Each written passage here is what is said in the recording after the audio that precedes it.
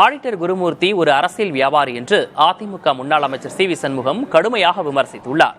விழுப்புரத்தை அடுத்த மேல்காரணையில் நடைபெற்ற தெருமுனை பிரச்சார கூட்டத்தில் பேசிய அவர், அதிமுகவை அழிக்க நினைப்பதே குருமூர்த்தியின் நோக்கம் என்றார்.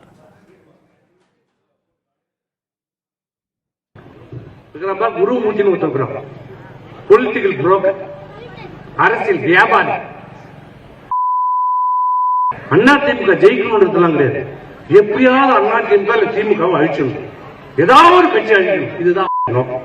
அதுக்காக பேசுறது இதெல்லாம். என்ன பத்தி பேசாத, நான் பேச தாங்க மாட்டேன். தெரிஞ்சு என் தைரியத்தை பத்தி பேசுறதுக்கு இதுக்கு மேல பேசினா எனக்கு தான் அசிங்கம். உன்னை பத்தி பேசினா எனக்கு அசிங்கம். தமிழ்நாட்டில் ஆகம விதிகளை பின்பற்றும் கோயில்கள் மற்றும் ஆகம விதிகளை பின்பற்றாத கோயில்களை 3 மாதத்திற்குள் கண்டறிந்து அறிக்கையை சமர்ப்பிக்க உச்சநீதிமன்றம் உத்தரவிட்டுள்ளது. ஆகம விதிகளை கண்டறியும் குழு உறுப்பினர்கள் நியமனம் தொடர்பான வழக்கு விசாரணை நீதிபதிகள் MM சுந்தரேஷ், சதீஷ் சந்திர சர்மா அமர்வில் விசாரணைக்கு வந்தது. அப்போது தமிழக அரசு மற்றும் அர்ச்சகர்கள் ஆகிய இருதரப்பு வாதங்களையும் கேட்ட நீதிபதிகள் ஆகம விதிகளை கண்டறியும் குழுவில் பொம்மபுரம் ஆதனத்தை உறுப்பினராக நியமிக்க உத்தரவிட்டனர். ஓய்வு பெற்ற நீதியரசர் சொக்கலிங்கம் தலைமையிலான குழுவினர் 3 மாதத்திற்குள் ஆகம விதிகளை பின்பற்றும் மற்றும் பின்பற்றாத கோயில்களை கண்டறிந்து அதனை தமிழக அரசு உச்சநீதிமன்றத்தில் சமர்ப்பிக்கவும் உத்தரவிட்ட நீதிபதிகள் விசாரணையை 2026 ஜனவரிக்கு ஒத்திவைத்தனர். நதிகளை இணைக்க வலியுறுத்தி திருச்சியில் விவசாயிகளுடன் இணைந்து பாமக தலைவர் அன்புமணி ராமதாஸ் ஆர்ப்பாட்டத்தில் ஈடுபட்டார். உரிமை மீட்க தலைமுறையை காக்க எனும் பெயரில் பயணம் மேற்கொண்டுள்ள அவர் திருச்சியில் விவசாயிகளுடன் இணைந்து ஆர்ப்பாட்டத்தில் ஈடுபட்ட போது கோரிக்கைகளை வலியுறுத்தி முழக்கங்களை எழுப்பினார். இதன் பின்னர் திருச்சி மாம்பழச்சாலை அருகே காவிரி ஆற்றின் மணல் திருட்டில் விவசாயிகளை சந்தித்து பேசினார். அப்போது அவரிடம் விவசாயிகள் தங்கள் குறைகளை விரிவாக எடுத்து கூறினர்.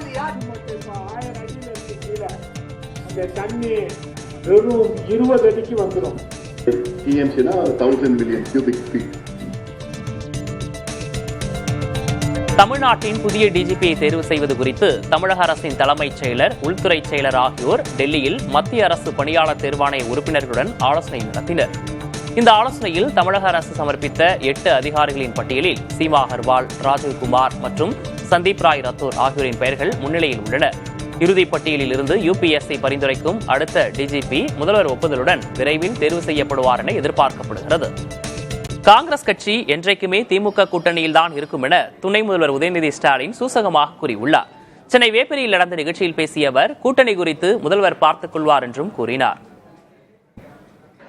வரும்போது எனக்கு கொஞ்சம் சந்தேகமாக இருந்துச்சு, கையோட வருவனா? ஆனா நிச்சயம் கவலைப்பட வேணாம், என்னைக்குமே கை நம்மளோட தான் இருக்கும், அவங்க கை அவங்களோட தான் இருக்கும், அத தலைவர் பார்த்துப்பாரு.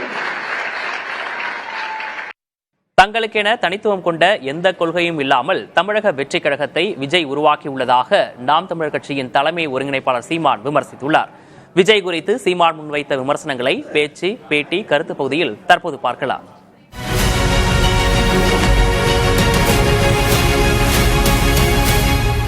மாற்றத்தை எதுல மாற்றத்தை? அதே இங்க பாருங்க, அவர் என்ன செஞ்சிருக்காரு பாருங்க. திமுக 2 இட்லி எடுத்துட்டாப்ல, திமுக 2 இட்லி எடுத்துட்டாப்ல, அதிமுக 2 தோசை எடுத்துட்டாப்ல, எல்லா 2ஐயும் பிச்சு போட்டு ஒரு உப்புமா கிண்டிட்டாப்ல. இது ஒரு சனியே, இது ஒரு சனியே, 2 சனியும் சேர்த்து ஒரு சட்டையை தச்சுட்டாப்ல. சனிக்கிழமை கிளம்பிட்டாப்ல. ஏன்னா நீங்க என்ன இதுல மாற்றம்ங்கிற சொல்லையே அவர் சொல்லலையே. நீங்களா மாற்றம் எதிலிருந்து மாற்றம், எப்படிப்பட்ட மாற்றம், எந்தெந்த இடத்துல எந்தெந்த நிர்வாகத்தில் எப்படி மாற்றம்.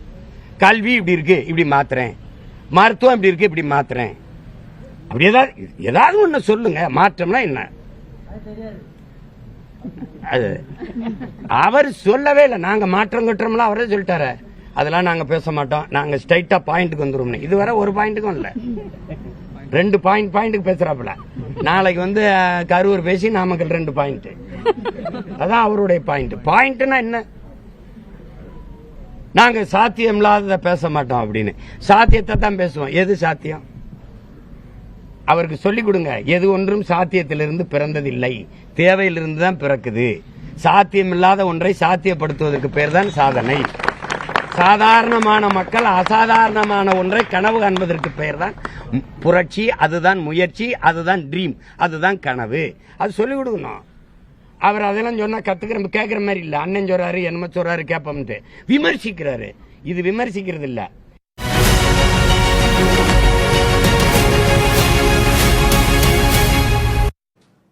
திமுக அரசாங்கமே வெற்று காகிதம்தான் என பாஜக மாநில தலைவர் நயினார் நாகேந்திரன் தெரிவித்தார். அமைச்சர் டிஆர்பி ராஜா வெள்ளை அறிக்கைக்கு பதிலாக வெள்ளை காகிதத்தை காட்டியது குறித்து எழுப்பிய கேள்விக்கு அவர் இவ்வாறு பதிலளித்தார். இப்ப நீங்க கேள்வி கேட்கறீங்க, நான் பதில் சொல்லணும், அல்லது பதில் நீங்க சொல்றது சரியில்லைன்னா சொல்லணும். ஒரு வெள்ளை பேப்பர் காட்டினா அப்ப எவ்வளவு அதுல அது என்ன சொல்றது எனக்கு தெரியல. எவ்வளவு கேலியும் கிண்டலுமா உங்களை பத்திரிகையாளரும் மீடியாவும் எவ்வளவு இலக்காரமா நினைக்கிறாங்க அப்படிங்கறத நீங்க திமுக எந்த விவரமுமே கிடையாது. வெற்று காகிதம்னே பாக்கல. இந்த அரசாங்கமே வெற்று காகிதம். இந்த அரசாங்கமே வெற்று காகிதம். அதிமுகவின் அழுத்தத்தின் காரணமாகவே மகளிர் உரிமை தொகை கிடைத்ததாக அக்கட்சியின் பொதுச் செயலர் பழனிசாமி தெரிவித்துள்ளார். கரூர் வேலாயுதம்பாளையத்தில் பரப்புரை மேற்கொண்ட அவர் இவ்வாறு கூறினார். 1000 ரூபாய் உரிமை தொகை என்ன இவரா கொடுத்தாரு? கிடையாது. திரு ஸ்டாலின் அறிவிச்சாரு. 2021 சட்டமன்ற பொதுத் தேர்தலில் திமுக ஆட்சிக்கு வந்தா இன்னைக்கு குடும்ப தலைக்கு 1000 ரூபாய் உரிமை தொகை கொடுக்கப்படும் மாதமான கொடுத்தாரா? இல்ல. 28 மாதம் அண்ணா திமுக கட்சி போராடிச்சு. 28 மாதம் பல முறை பிரதான எதிர்க்கட்சி என்ற முறையில் முதலமைச்சருடைய கவனத்திற்கு கொண்டு போனோம். திரு ஸ்டாலின் அவருடைய கவனத்துக்கு கொண்டு போனோம். நீங்கள் கொடுக்கப்பட்ட வாக்குறுதி, அதை நம்பி நம்முடைய தாய்மார்கள் வாக்களித்து நீங்கள் ஆட்சிக்கு வந்து விட்டீர்கள்.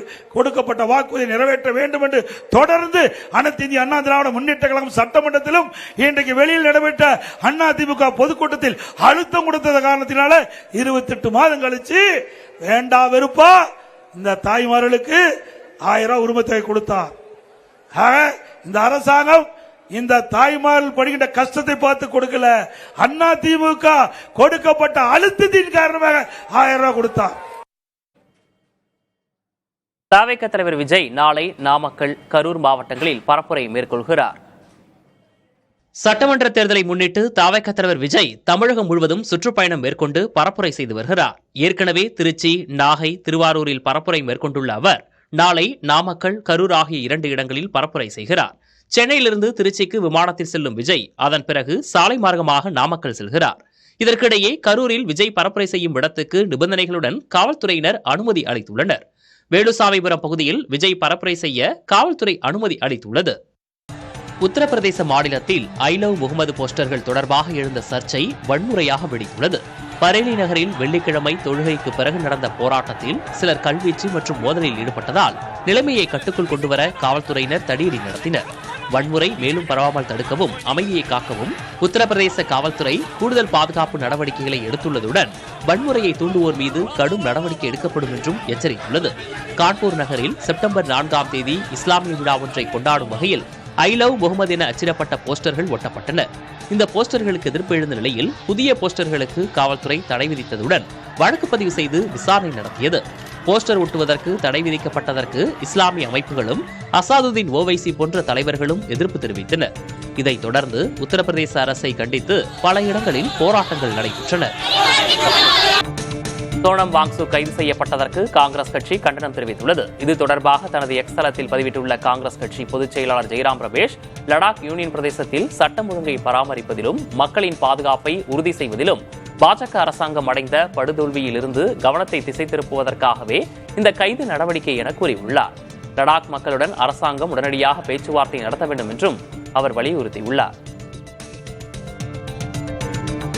புகழ்பெற்ற சிகை வடிவமைப்பாளர் ஹபீப் அகமது காலமானார். அவருக்கு வயது 84.